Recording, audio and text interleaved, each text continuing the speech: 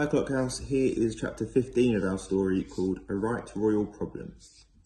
Up, barked a voice, and before they had the chance to do it themselves, the owners of the stern faces hauled them to their feet with gloved hands. Once standing, Clara and Fritz looked at the newcomers in surprise. In front of them was a group of people who reminded Clara of the soldiers they'd seen outside Buckingham Palace when they'd gone to London the year before. The guards here, however, had strikingly different uniforms. Around their necks were frilly collars made of doilies, and on their heads were helmets made from upside-down teapots. The buttons on their uniforms were little biscuits gleaming with shiny icing, and in their hands were tall teaspoons, which they were holding like spears. "Oh, hello," said Walter, in a voice that was meant to sound jolly, but in fact was a bit wobbly. He leant over to Clara and whispered from the side of his mouth, "The Royal Guards from Teatown." "From where?" hissed Clara. Walter jerked his head upwards to where, nestled not far away up Marshmallow Mountain, there was a group of very fancy buildings made from teapots and upturned china cups and ornately decorated biscuit tins. A signpost nearby announced, "Teatown, the home of biscuits, cakes and tea time treats, twinned with the town of Café au Lait." Clara was just marvelling at it when the guards suddenly parted and a small, rather fierce person stalked between them. She was wearing a similar uniform as the soldiers, but had a crown perched on her head instead of an upturned teapot. She looked furious. "More of you come to steal from me, she snapped. "Well, you're too late. The other lot have cleared us out. Biscuits, cakes, jam tarts, all gone. And they took mince pies we had ready for Father Christmas. There's nothing left, so clear off." She waved a dismissive hand. Clara pushed her specs up her nose. This person, whoever she was accusing her and Fritz and Walter of stealing, and Clara wasn't going to have that. "Excuse me," she said firmly, "but I think you have mistaken us for someone else, Mrs. boomed the woman. "You will address me correctly. I am Her Majesty Queen Victoria Sponge. And, anyway, I wasn't talking to you, I was talking to her." And she pointed behind Clara. Clara, Fritz and Walter all turned around, and they were startled to find a small mouse standing shyly by the edge of the river. She had a tiny tiara between her ears, which glinted in the moonlight. A glance at her paws told Clara, bewilderingly, it was the little mouse who had saved Fritz just moments before. "Oh no," said Humphrey cheerfully.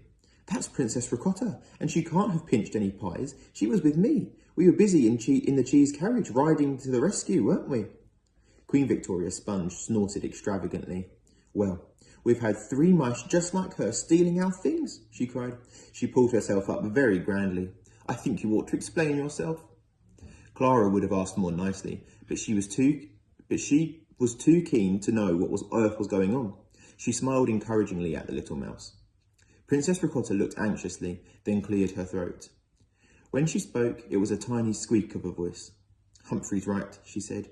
"We were too busy rescuing these nice people, but I know who has stolen your tasty treats.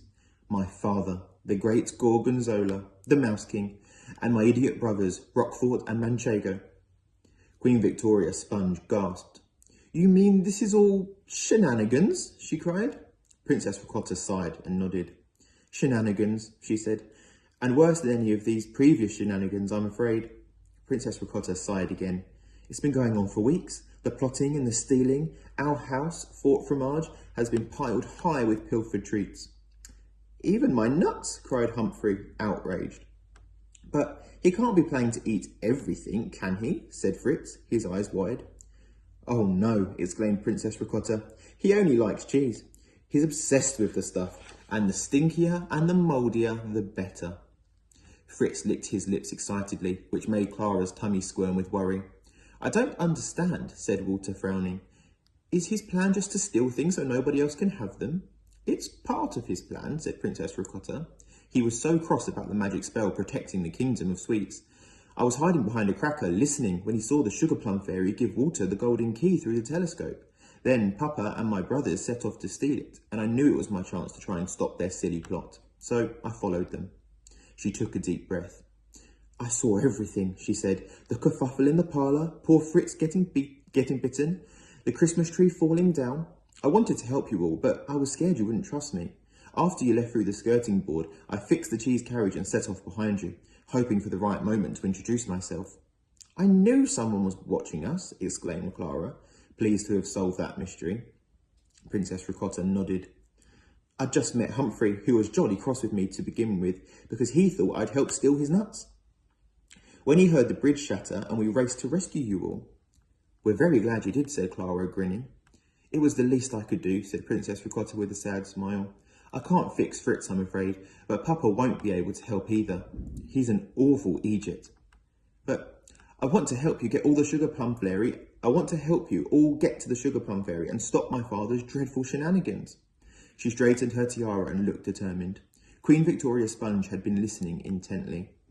You stealing things was part of the Mouse King's sneaky plan, she said slowly. What was the other part? Princess Ricotta looked nervous again, and Clara's tummy somersaulted anxiously. Oh, it's much worse, said the little mouse. It's shenanigans of the highest order. She gulped, and everyone leaned in to listen. I think, she squeaked, that Papa is planning to kidnap Father Christmas. Okay, and that is the end of chapter 15. I hope you enjoyed it. Tune in tomorrow for chapter 16.